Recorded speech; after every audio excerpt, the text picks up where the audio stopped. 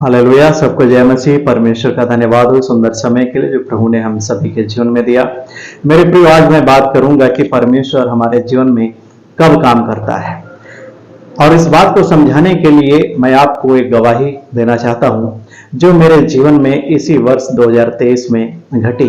परमेश्वर के विषय में हम लोग सोचते हैं कि परमेश्वर सिर्फ अपने वचनों के द्वारा ही हमें सिखाता है, लेकिन मेरे प्रियो, मैं आपको बताना चाहता हूं कि परमेश्वर के पास हमें शिक्षा देने के लिए कई तरीके हैं। सबसे पहले वो अपने वचन के द्वारा सिखाता है, दूसरा वो परिस्थितियों के द्वारा हमें सिखाता है। हालेलुया। जैसे कि मूसा को परमेश्वर ने मिस्र में राजा के महल में 40 वर्ष रखा और उसके बाद 40 वर्ष जंगल में रखा, ताकि 40 वर्ष वो जंगल में अपने लोगों की, इसराइलियों की अगुवाई कर सके और मिस्र में राजा के सामने कैसे खड़े होना है, कैसे बातचीत करना है।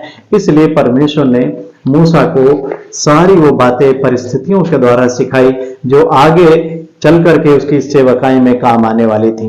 मेरे प्रियो, परमेश्वर के पास हमें सिखाने के लिए कई तरीके हैं। करता है परिस्थितियों के द्वारा हमें सिखाता है, हमारे जीवन में उतार चढ़ाव आते हैं उससे परमेश्वर हमें सिखाता है, अपने वचन के द्वारा हमें सिखाता है। कई बार पवित्र आत्मा हमारे अंदर से आवाज देता है और इसके द्वारा भी परमेश्वर हमें सिखाता है। उसी प्रकार से आज हम इस विषय पर बात करने वाले हैं कि परमेश्वर हमारे जीवन में कब काम करता है। और जैसा कि मैंने आपको बताया, इस बात को समझाने के लिए मैं आपको एक अपने जीवन में घटित गवाही को बताना चाहता हूं। हालेलुया।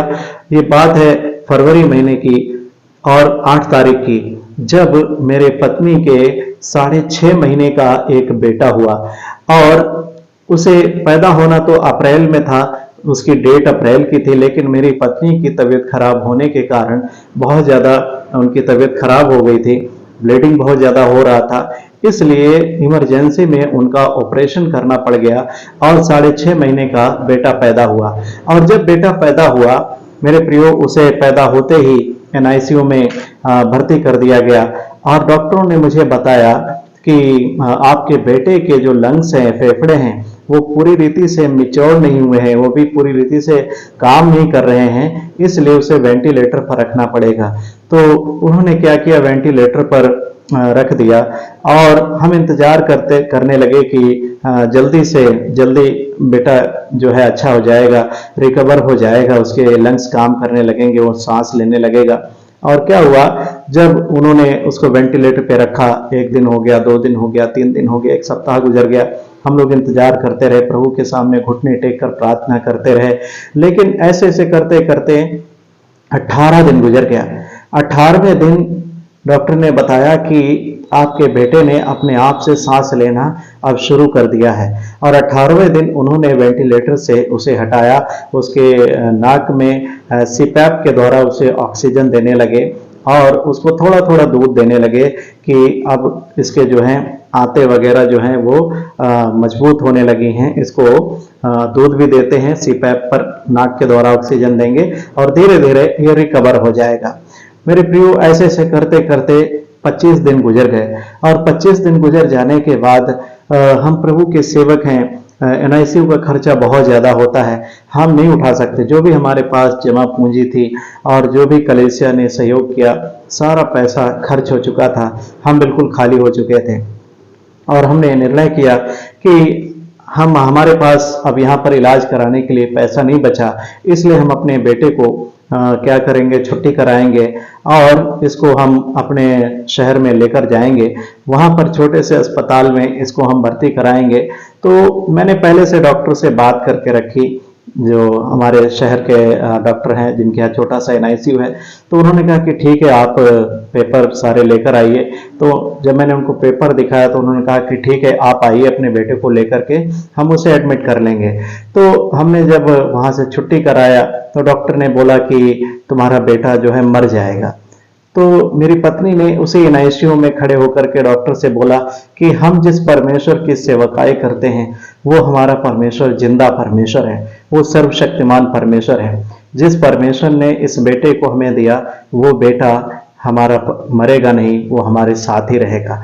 और उन्होंने कहा कि आप हमारे बेटे की छुट्टी करिए। और जो भी पेपर उन्होंने दिए हमें साइन करने के लिए, हमने सारे पेपरों पर साइन किया और अपने बेटे को छुट्टी करा करके ऑक्सीजन में एम्बुलेंस में रख करके उसे अपने शहर में लेकर आए और जिस डॉक्टर के से हमने बात कर रखी थी उनके यहाँ ले जा करके उसे एडमिट किया और 12-13 दिन में उन्होंने उसका बहुत अच्छे तरीके से ट्रीटमेंट किया और 12-13 दिन में मेरा बेटा बिल्कुल अच्छे तरीके से अच्छा हो गया था और उन्होंने कहा कि अब आप इसे घर ले जाकर आप इसकी सेवा करिए। हम उसको घर लेकर आए, प्रार्थना किया, प्रभु का धन्यवाद दिया। कुछ दिनों के बाद मेरा बेटा 10-15 दिन घर पे रहा, उसके बाद उसे फिर वो बीमार हो गया, निमोनिया बन गया। फिर हम उसे लेकर गए और जब लेकर गए 4 दिन फिर भर्ती हुआ एनआईसीयू में, उसके बाद फिर छुट्टी हुई। मेरे प्रिय, उसके बाद क्या हुआ, उसको 5 दिन का डोज लगना था इंजेक्शन, तो डॉक्टर ने बोला कि आप इसे सुबह शाम ले आकर के इसे इंजेक्शन लगवाइए। तो हम लोग लेकर जाते रहे और सुबह शाम हमने उसका इंजेक्शन लगवाया। तो 5वें दिन उन्होंने क्या किया कि उन्होंने कहा कि ठीक है, इसका डोज पूरा हो गया, हम एक बार इसकी जांच करवाएंगे। तो उन्होंने क्या किया, ब्लड टेस्ट के लिए भेज दिया, ब्लड सैंपल लेकर के ब्लड टेस्ट के लिए भेज दिया। तो जब रिपोर्ट आई तो उन्होंने मुझे बताया कि इसकी रिपोर्ट अच्छी नहीं है, इसका सीबीसी सही नहीं आया है। इसका एक और रिपोर्ट थी, मुझे इस समय उसका नाम नहीं याद है। तो उन्होंने बताया कि आपके बेटे का ये जो है ये वाला रिपोर्ट अच्छा नहीं आया है, इसलिए 5 दिन आपको और भी ये डोज लगवाना पड़ेगा। लेकिन मेरे प्रियो, उस समय इतना लंबा संघर्ष करने के बाद हॉस्पिटल में हम रहे। मेरी वाइफ 25 जनवरी को भर्ती हुई और 8 फरवरी को उनका ऑपरेशन किया गया और तब से लेकर के हम लगभग 3 महीना, लगभग 2.5-3 महीना हॉस्पिटल में ही रहे और हॉस्पिटलों के चक्कर काटते रहे। तो मेरे प्रियो, जो भी हमारे पास था वो सब कुछ खर्च हो चुका था, हमारे पास कुछ भी नहीं बचा। तो हमने कहा कि डॉक्टर साहब, अब हम आगे कुछ नहीं कर सकते, इसलिए हमें माफ करिए। और रही मेरे बेटे की बात, तो ये प्रभु के हाथों में है, जो भी ये करना चाहे, प्रभु करना चाहेगा इसके जीवन में वो करेगा।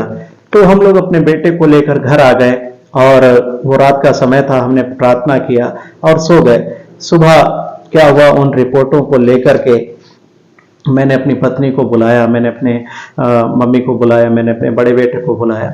मैंने कहा कि आप सभी लोग आइए और बीच में मैंने अपने उस छोटे बेटे को लिटाया और मैंने उनसे कहा कि ठीक है, बाइबल में एक घटना का जिक्र किया गया है और आज हम वो लोग करेंगे, क्योंकि परमेश्वर का वचन सत्य है और प्रभु कहता है कि यदि तुम मेरे वचन पर विश्वास करते हो तो जैसा तेरा विश्वास होगा वैसा तेरे लिए हो जाएगा।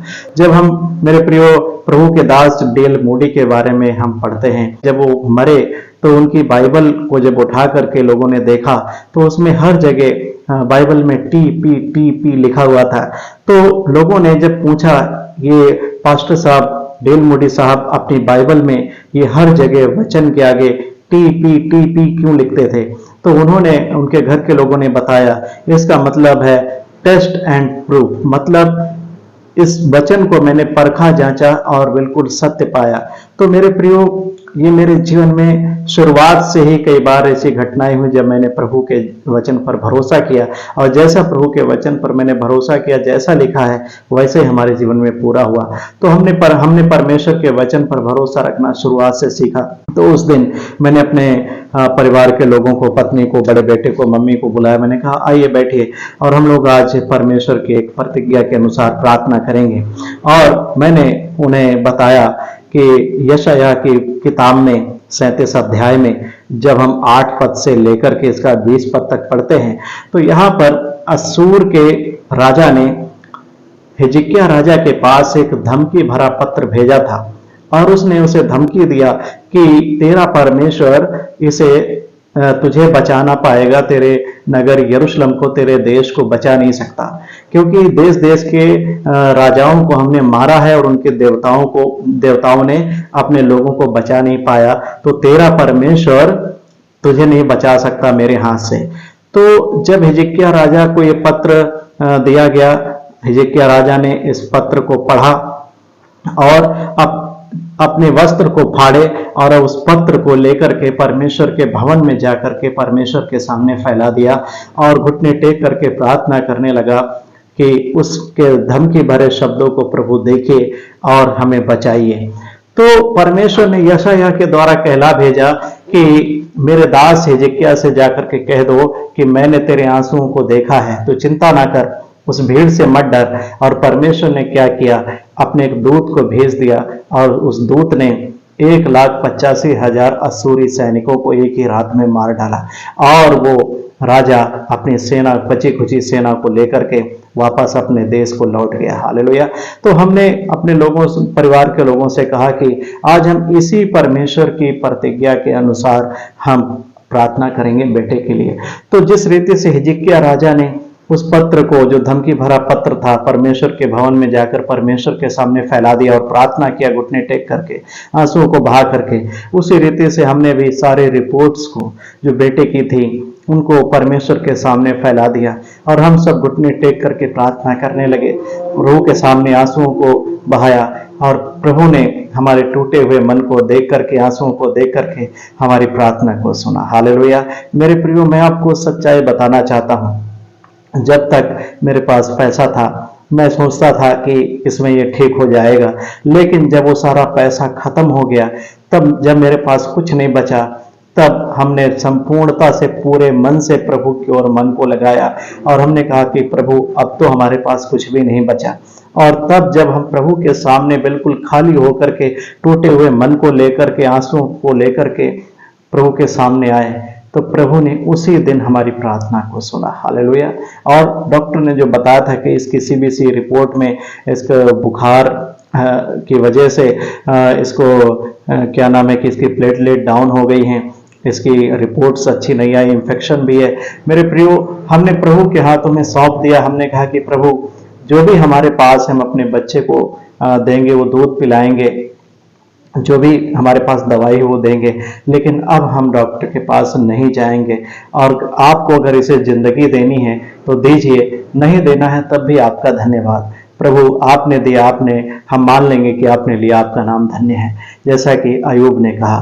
तो परमेश्वर के सामने जब हमने घुटने टेक दिए, जब हम खाली हो गए और हमने प्रभु से कहा, इस बात को कहा कि हे प्रभु, अब मैं हार चुका हूं, अब मुझसे नहीं होता, आप ही जानो अब मैं क्या करूं, मैं कुछ भी नहीं कर सकता, मैं हार चुका हूं, थक चुका हूं, अब मुझसे नहीं होता, प्रभु अब आप काम करो।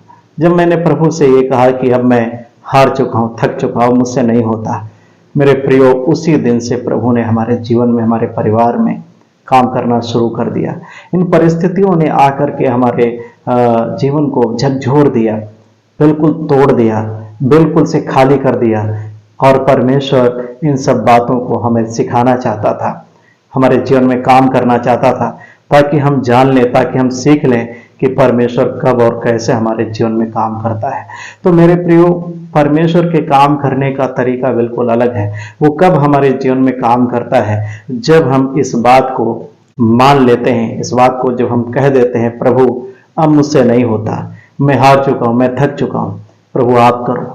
जब हम प्रभु के सामने घुटने टेक देते हैं, टूटा हुआ मन प्रभु के सामने लेकर आते हैं, आंखों में आंसुओं को लेकर आते हैं, प्रभु हमारी दुआ को, प्रार्थना को सुनता है और उसी वक्त से हमारे जीवन में अपने कार्य को करना शुरू कर देता है।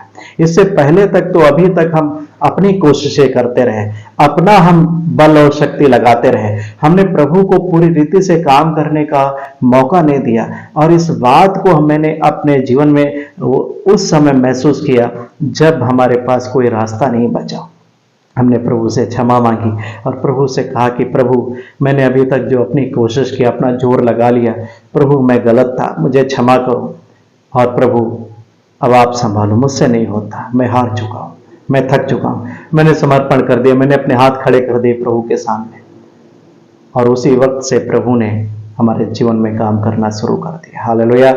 मेरे प्रियो, उसके बाद ना मेरे बेटे को कोई इन्फेक्शन हुई, ना ही प्लेटलेट डाउन हुई, ना ही उसको कोई ऐसी बात हुई जिसके कारण से उसको अस्पताल में दोबारा भर्ती होना पड़ता।